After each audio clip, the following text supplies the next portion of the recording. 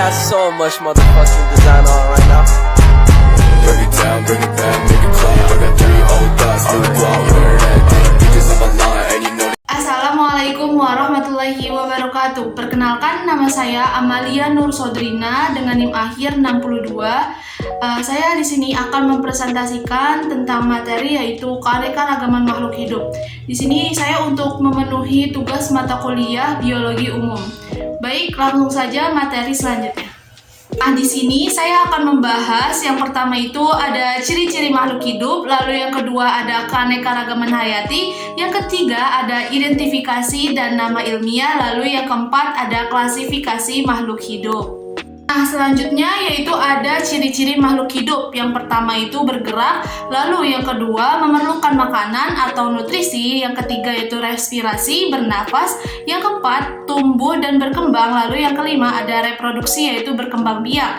Yang selanjutnya itu ada adaptasi, iritabilitas, dan ekresi, dan terakhir ada regulasi.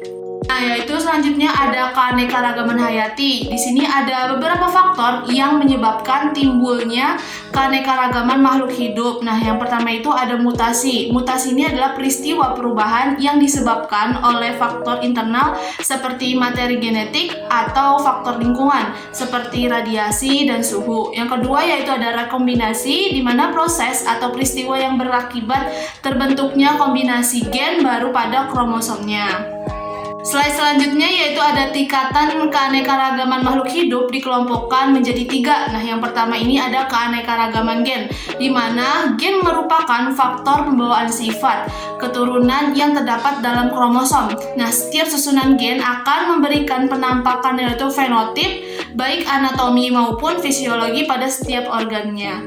Lalu yang kedua yaitu ada keanekaragaman tingkat spesies yaitu jenis. Nah, perbedaan antara jenis pada makhluk hidup yang termasuk pada suatu keluarga yaitu famili lebih mencolok sehingga lebih mudah diamati daripada perbedaan individu dalam suatu spesies. Nah, contoh keanekaragaman jenis ini dapat dilihat pada dari keluarga yaitu kacang-kacangan. Yang ketiga, terdapat keanekaragaman tingkat ekosistem, di mana semua makhluk hidup berinteraksi dengan lingkungannya yang berupa faktor biotik dan faktor abiotik. Nah, faktor biotik ini meliputi berbagai jenis makhluk hidup, misalnya tumbuhan, hewan, dan lainnya. Faktor abiotik ini misalnya iklim, cahaya, suhu, air, tanah, kelembapan yang disebut faktor fisik. Nah, selain itu ada tingkatan yaitu salinitas, tingkat keasaman, dan kandungan mineral yang disebut juga faktor kimia. Nah, berdasarkan tempatnya, ekosistem ini dibagi menjadi 2 tipe. Yang pertama yaitu ada ekosistem perairan, yaitu disebut akuatik. Lalu yang kedua ada ekosistem darat, di mana ekosistem perairan ini contohnya itu ada fitoplankton, zooplankton, tumbuhan air, hewan, amfibi, hewan laut, dan lain sebagainya. Nah, sedangkan pada ekosistem darat yaitu terdapat 7 macam bioma yaitu di bumi, yaitu yang pertama itu ada gunung, gurun atau padang pasir, padang rumput, hutan hujan tropis, savana, hutan gugur iklim sedang, dan taiga, lalu tundra. Nah, di sini ada penyebaran keanekaragaman hayati di Indonesia, di mana yaitu ada flora dan fauna. Yang pertama ini ada penyebaran flora di Indonesia, di mana flora Indonesia ini termasuk flora kawasan Malaysiana yang meliputi Malaysia, Filipina, Indonesia, dan Papua Nugini. Lalu yang kedua itu ada penyebaran fauna di Indonesia. Nah, penyebaran fauna Indonesia ini dipengaruhi oleh aspek geografi dan peristiwa geologi benua Asia dan Australia. Nah, selain itu juga terdapat manfaat dari keanekaragaman hayati. Yang pertama itu ada nilai konsumtif, lalu nilai ekonomi, nilai ekologis, dan yang terakhir ada nilai estetika. Kemudian di sini ada pengaruh kegiatan manusia terhadap keanekaragaman hayati. Di sini ada dampak positif dan negatif. Dampak negatif yang pertama, ladang berpindah. Yang dampak negatif yang kedua yaitu intensifikasi pertanian. Lalu yang terakhir ada pemburuan liar. Dan dampak positifnya yang pertama yaitu penghijauan dan reboisasi. Lalu yang kedua, pengendalian hama secara biologi. Dan terakhir yaitu ada penebangan hutan dengan perencanaan yang terbaik. Selanjutnya di sini ada klasifikasi makhluk hidup, di mana Teori tentang pengelompokan atau klasifikasi makhluk hidup disebut taksonomi atau sistematika. Sistematika memperhatikan hubungan kekerabatan dari organisme yang diklasifikasikan. Nah, sedangkan taksonomi hanya sebatas pada pemberian nama makhluk hidup. Taksonomi atau sistematika yang merupakan bagian dari biologi yang mempunyai hubungan yang erat dengan cabang biologi manapun, yaitu ilmu lain seperti ilmu pertanian, kedokteran, geologi, dan entomologi.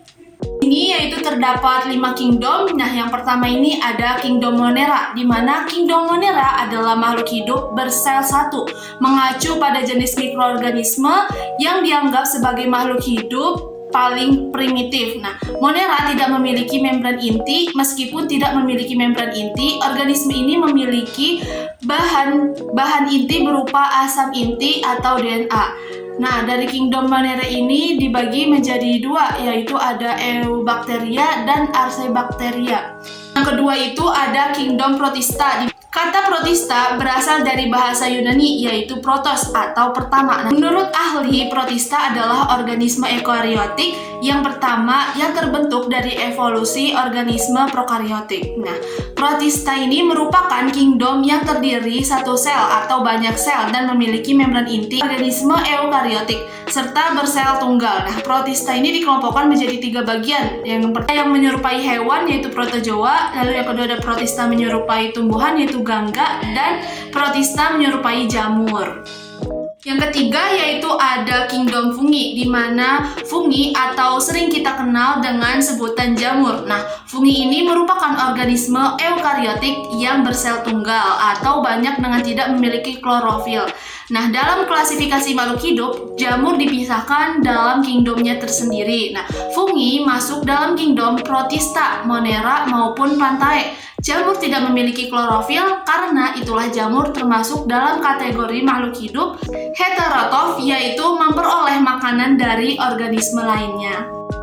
Yang keempat yaitu ada kingdom Plantae, di mana kingdom Plantae atau lebih dikenal dengan tumbuhan, yaitu merupakan salah satu organisme eukariotik multiseluler yang memiliki dinding sel dan klorofil.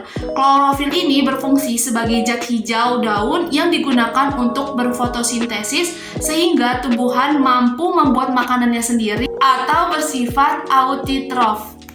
Nah, yang terakhir yaitu yang kelima ada kingdom Animalia, di mana Animalia atau biasa disebut dengan hewan merupakan organisme eukariotik, organisme dengan sel kompleks, yang multiseluler. Kelompok Animalia dibedakan menjadi 2, yaitu dua kelompok besar, yaitu pertama ada Invertebrata, di mana terbagi atas beberapa filum, yaitu Porifera, Coelenterata, Platyhelminthes, Nemahelminthes, Annelida, Mollusca, Arthropoda, dan Echinodermata. Yang kedua yaitu ada vertebrata, di mana vertebrata merupakan kelompok hewan yang memiliki tulang belakang memanjang pada bagian punggung kepala sampai ekor. Nah, vertebrata ini terbagi atas beberapa kelas. Yang pertama yaitu ada Pisces, amfibi, reptilia, aves, dan mamalia. Nah, di sini ada slide terakhir di mana kesimpulannya yaitu keanekaragaman terjadi akibat adanya perbedaan pada sifat seperti ukuran, struktur, bentuk, warna, maupun tempat hidup atau habitatnya.